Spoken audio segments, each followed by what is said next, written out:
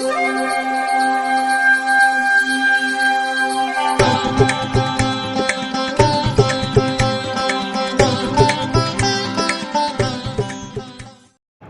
வசந்தகாலம் YouTube channel வாயிலாக ஜோதிடர் சண்முகப்பிரியன், சென்னை அடையாறிலிருந்து.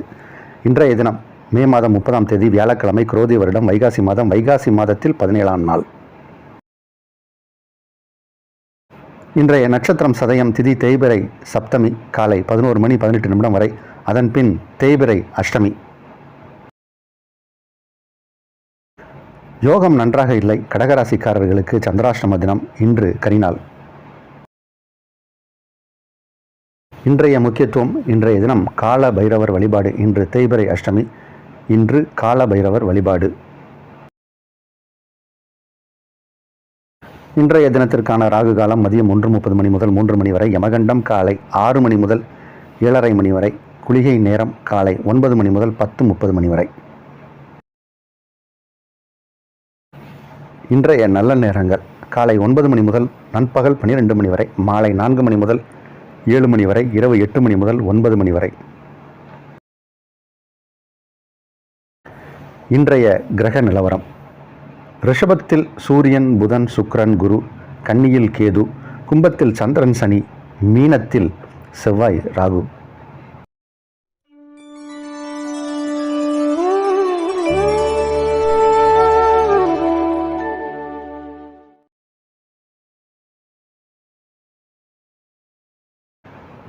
மேஷராசிக்காரர்களுக்கு தனஸ்தானமும் லாபஸ்தானமும் வலுப்பெற்று காணப்படுகிறது. தன லாபங்கள் அதிகம் கிடைக்கும். பொதுவாக பிறவி ஜாதகத்தில் தனஸ்தானமும் லாபஸ்தானத்துக்கும் ஏதாவது கனெக்ஷன் இருந்தால், தொடர்பு இருந்தால், அவர்கள் நல்ல ஒரு பணச்செழிப்பில் இருப்பாங்க, பண வளத்தில் இருப்பாங்க. நிறைய வருமானம் வந்துகிட்டே இருக்கும். வீடு மேலே வீடு, எஸ்டேட்டு மேலே எஸ்டேட்டு, காரு, பங்களா அப்படின்னு ஒரு சொகுசான வாழ்க்கை வாழக்கூடிய அமைப்பு இருக்கும். அவர்களுடைய வருமானங்கள் 3 தலைமுறை 4 தலைமுறைக்கு இருக்கும். அந்த மாதிரியான ஒரு தொழில் அதிபர்களாக இருப்பாங்க. அப்படி ஒரு கிரக அமைப்பு இன்றைக்கி ஏற்பட்டிருக்கு. சிறப்பான நாள். ரிஷபராசிக்காரர்களுக்கு ராசிக்குள் சுக்கிரன், உங்கள் ராசி அதிபதி சுக்கிரன் உங்கள் ராசிக்குள் இருப்பது ஒரு சிறப்பு. 7க்குடைய கிரகம் செவ்வாய், அவர் 11ஆம் இடத்தில் இருப்பது ஒரு விதத்தில் லாபம். நிலம், வீடு, இந்த மாதிரியான ரியல் எஸ்டேட் பண்ணுறவங்க, நிலத்தை நம்பி வியாபாரம் செய்பவர்கள், அவர்களுக்கெல்லாம் இப்போது அபரிவிதமான லாபங்கள் கிடைக்கும். தொழில் நல்லா நடக்கக்கூடிய ஒரு சூழ்நிலை உண்டு. தொழிலில் ஒரு முன்னேற்றம், வருமானம் அதிகரிக்கக்கூடிய ஒரு நேரம். சிறப்பான நாள். மிதுனராசிக்காரர்களுக்கு இப்போது 12ஆம் இடத்தில் சுபகிரகங்கள் அதிகம் சேர்ந்துருக்கு. இந்த மாதிரி சுபகிரகங்கள் அதிகமாக சேரும்போது தான் செலவுகளும் ஜாஸ்தியாக வரும். அதிகமான செலவுகள்.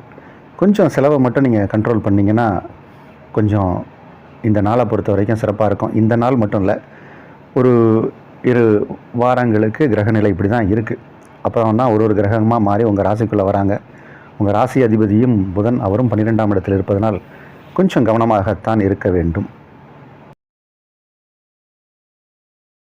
கடகராசிக்காரர்களுக்கு சந்திராஷ்டமம். 8ஆம் இடத்தில் சனி பகவான் இருக்கார். கூடவே சந்திரனும் இணைகிறார். அதனால் சந்திராஷ்டமம் கொஞ்சம் கடுமையாக தான் இருக்கும். ஏனைய கிரகங்கள் எல்லாமே சிறப்பாக இருந்தாலும் இந்த சந்திராஷ்டம தினத்தை தவிர்ப்பது சிறப்பு. சிம்மராசிக்காரர்களுக்கு இன்றைக்கி கொஞ்சம் செலவுகள் வரலாம். கொஞ்சம் கவனமாக இருக்க வேண்டியதும் அவசியம். உங்களுடைய நிறுவனத்திற்கு யாராவது புதுசாக நபர்கள் வருவாங்க, அவங்களுக்கான ஏதாவது ஒரு செலவுகள் நீங்கள் செய்ய வேண்டிய சூழ்நிலை ஏற்படலாம். அல்லது மனைவிக்கு செலவு செய்ய வேண்டிய சூழ்நிலை ஏற்படலாம். நண்பர்களுக்கு சில செலவுகள் செய்ய வேண்டிய சூழ்நிலை ஏற்படலாம். நீங்கள் இன்றைக்கி சந்திக்கக்கூடிய நபர்களுக்கு ஏதோ ஒரு தொகையை எடுத்து கொடுக்கக்கூடிய சூழ்நிலை வரும். இன்றைக்கி நீங்கள் பார்க்க போகிற ஒரு நபர், அவர் உங்களுக்கு செலவை எடுத்துக்கிட்டு வருவார். அந்த மாதிரியான ஒரு நபரை சந்திப்பீங்க. கவனம் தேவை. கன்னியா ராசிக்காரர்களுக்கு சிறப்பான நாள். ஆரோக்கியம் சிறப்பாக இருக்கும். வியாபாரம் நல்லபடியாக நடக்கும். குடும்பத்தில் ஒற்றுமை நிலவும். குடும்பத்தில் இருப்பவர்கள் எல்லாரும் சந்தோஷமாகவும் உங்களுக்கு உங்களுடைய கருத்துக்கு உறுதுணையாகவும் ஆதரவு கொடுக்கக்கூடிய நபர்களாகவும் இருப்பாங்க. தாய், தந்தை, மனைவி, சகோதரர் அப்படின்னு எந்த உறவை எடுத்தாலும் உங்களுக்கு ஆதரவு கரம் நீட்டுவார்கள். வழக்கு வியாஜியங்களில் வெற்றி. நல்ல நாள் இது. துலா ராசிக்காரர்களுக்கு திடீர் பண வரவு உண்டு. இதை நம்ம தொடர்ந்து சொல்லிக்கிட்டே இருக்கோம். எங்கேருந்து வரப்போகுது, எப்படி வரப்போகுது, யார் கொண்டாந்து கொடுக்க போகிறாங்க அப்படின்லாம் தெரியாது. ஆனால் ஒரு திடீர் அதிர்ஷ்டம், குபீர் அதிர்ஷ்டம் வரப்போகுது. அதற்கான அடித்தளம் இப்பயே உங்களுக்கு தெரியும். மழை வரப்போகுதுன்னா ஒரு கார் மேகம் சூழ்ந்து இருட்டாகும், கண்டிப்பாக தெரியும் மழை வரப்போகுது அப்படின்னு. இப்போது பண மழை பெய்ய போகுது, நீங்கள் அனுபவிக்கலாம். நல்ல நாள்.